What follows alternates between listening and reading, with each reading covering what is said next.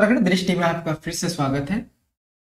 आज का हमारा महत्वपूर्ण टॉपिक है कुनिंद राजवंश। उत्तराखंड के सभी परीक्षाओं में यहाँ से अक्सर क्वेश्चन पूछे जाते हैं, तो आज का हमारा टॉपिक बहुत ही महत्वपूर्ण रहने वाला है। आइए शुरुआत करते हैं, कुनिंद राजवंश को जानने का प्रयास करते हैं। सबसे पहले इसके पृष्ठ के बारे में जानते हैं, कुनिंद राजवंश के। तो कुनिंद राजवंश तीसरी चौथी ईस्वी तक इनका शासन रहा है और कुनिंद, पुलिंद इत्यादि रूप से नामों का उल्लेख मिलता है। यानी कि कुनिंद राजवंश को कुनिंद, पुलिंद इत्यादि नामों से भी जाना जाता है। कुनिंद शासक शिव धर्म को मानते थे। कुनिंद शासक किसको मानते थे? शिव धर्म को मानते थे। और कुछ ऐसे शासक भी थे जो बौद्ध धर्म को मानते थे। कुनिंदों को आर्यों का वंशज माना जाता है। कुनिंदों को किसका वंशज माना जाता है?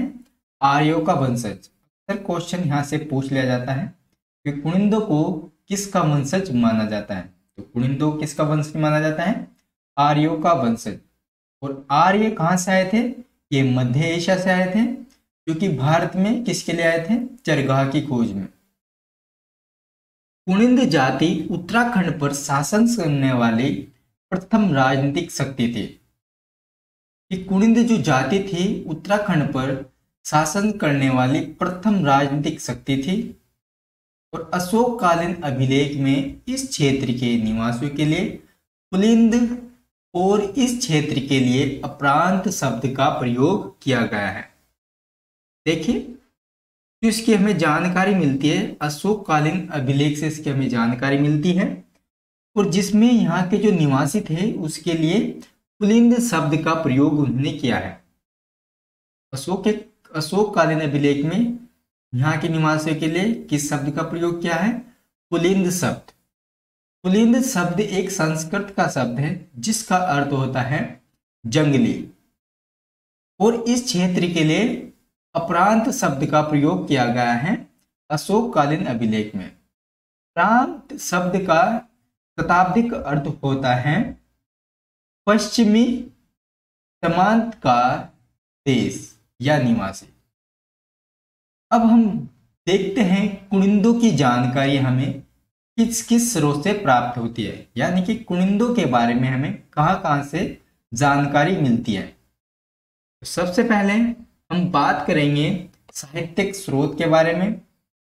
तो साहित्यिक स्रोत में हमें सबसे पहले रामायण में इसकी जानकारी मिलती है कुनिंदों की। महाभारत में पाणिनि की अष्टाध्यायी पुस्तक है, उसमें भी हमें कुनिंदों की जानकारी मिलती है। वर्त संहिता, महामयूर नामक बौद्ध ग्रंथ में भी इनका उल्लेख किया गया है। यदि हम अभिलेख की बात करें तो कुनिंदों का भरहूत मध्य प्रदेश में जो कि स्थित है, वहां पे इनका अभिलेख मिला है। मथुरा उत्तर प्रदेश में, वहां से अभिलेख मिला है। और जो कालसी शिलालेख है ये कहां से प्राप्त हुआ है? देहरादून से। यदि हम मुद्रा की बात करें तो हमारे पास जो तीसरा स्रोत है मुद्राएं।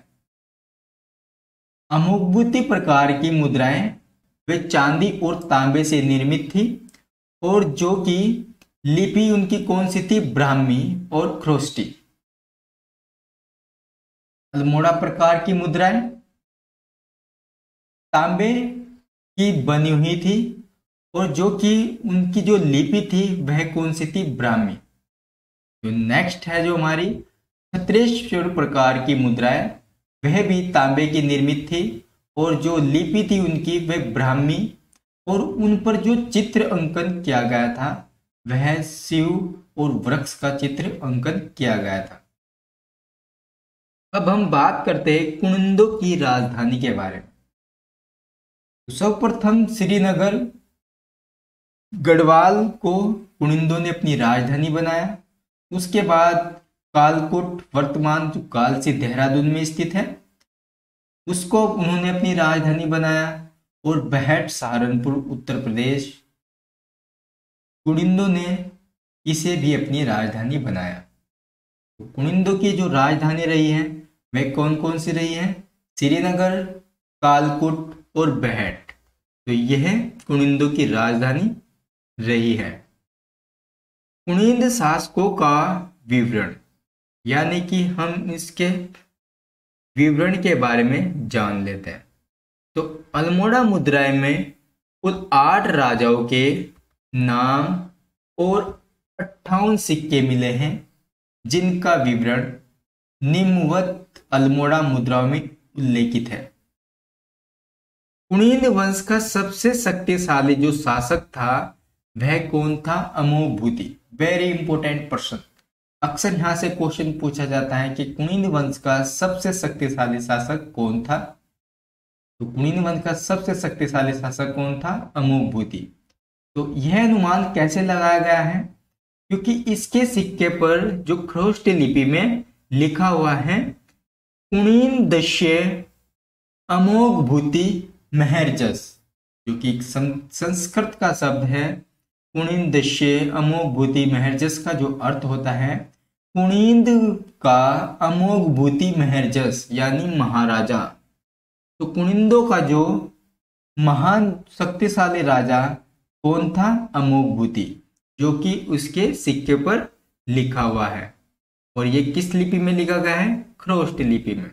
अक्सर यहां से भी क्वेश्चन पूछ लिया जाता है। कुनिंदों का भौगोलिक विस्तार और मुद्रा प्राप्ति स्थल, यानी कि कुनिंदों का विस्तार कहां तक था, यानी कि उनका शासन कहां तक रहा है, और मुद्रा प्राप्ति स्थल, और इनकी मुद्राएं कहां कहां तक प्राप्त हुई है, किस जगह से प्राप्त हुई है, ये इसको देखते हैं। तो हिमाचल प्रदेश, पंजाब का रोपड़ और हरियाणा का करनाल और उत्तर प्रदेश का बेहट सहारनपुर और उत्तराखंड के टिहरी, अल्मोड़ा, उत्तरकाशी, कत्यूरी घाटी और बागेश्वर और निम्न स्थान हैं जहां तक इनका विस्तार था, और यहां से कुनिंदों की मुद्रा भी प्राप्त हुई है। अब हम देखते हैं उत्तराखंड पर शासन करने वाले कुछ अन्य राजवंश, यानी कि उत्तराखंड पर कुनिंदों का शासन तो रहा ही है, लेकिन यहाँ पर कुछ अन्य राजवंश भी उभर कर आते हैं। तो सबसे पहले हम बात करते हैं मौर्य राजवंश की। तो उत्तराखंड के तराई क्षेत्र पर अशोक के समय स्थापित हुआ था, लेकिन पर्वतीय क्षेत्रों में कुनिंद मौजूद थे। तो पर्वतीय क्षेत्र में किसका शासन था? कुनिंदों का।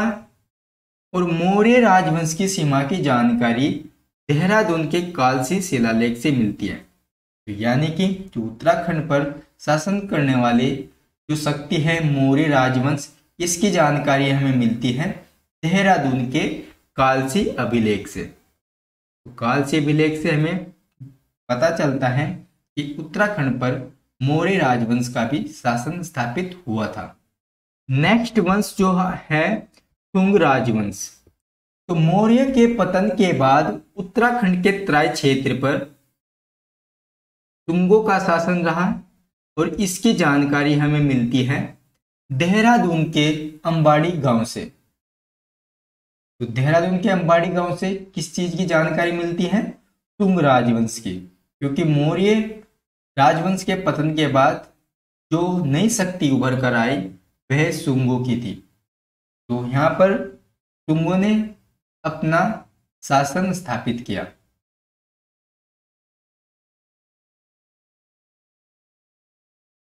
नेक्स्ट राजवंश है शकों का शासन। तो मध्य एशिया से आने वाले शक जनजाति ने उत्तराखंड के तराई क्षेत्र पर शासन किया, और शकों का जो पवित्र देवता थे वह कौन थे? सूर्य। तो शकों के जो पवित्र देवता थे सूर्य थे, और शकों की जानकारी हमें जो प्राप्त होती है वह मिलती है अल्मोड़ा के कटारमल के सूर्य मंदिर से हमें शकों की जानकारी मिलती है।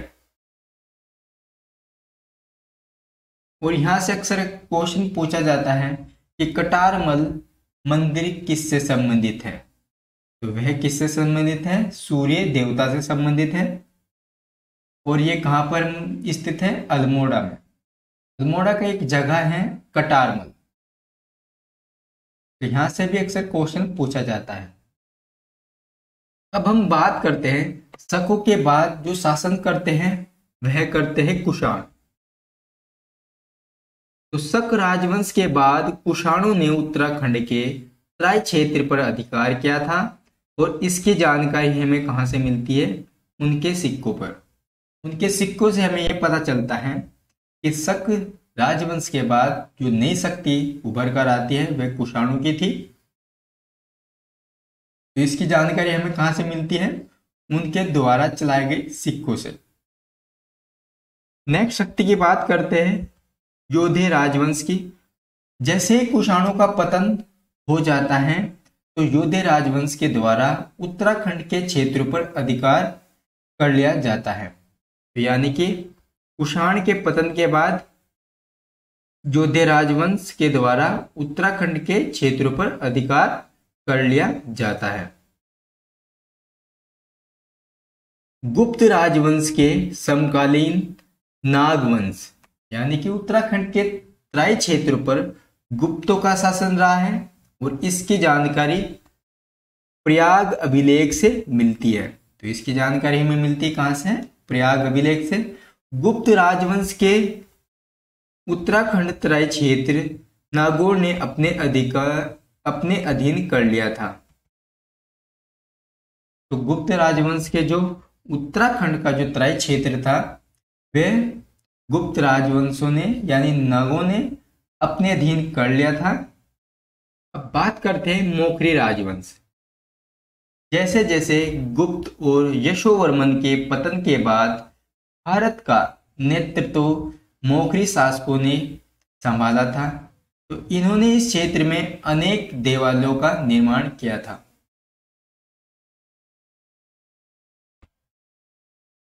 तो यह ऐसी शक्तियां थी जिन्होंने उत्तराखंड पर अपना शासन स्थापित किया। तो इसके बाद मोखरी राजवंश के बाद हर्षवर्धन का समकालीन आ जाता है, यानी कि उत्तराखंड पर जो हर्षवर्धन के समकालीन शासन जो रहा है। उसके बाद हमारा स्टार्टिंग हो जाता है कार्तिकेयपुर राजवंश।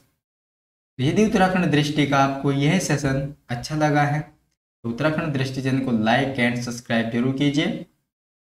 यदि आपको पुनिंद राजवंश से संबंधित ऑब्जेक्टिव टाइप क्वेश्चन की आवश्यकता है तो आपको डिस्क्रिप्शन में इसका लिंक मिल जाएगा, जिससे आप अपनी तैयारी को और आसान कर सकते हैं। उत्तराखंड दृष्टि का ये वीडियो देखने के लिए आपके बहुत बहुत धन्यवाद। आपसे फिर मुलाकात होगी एक ऐसे सेशन के साथ। तब तक के लिए नमस्कार।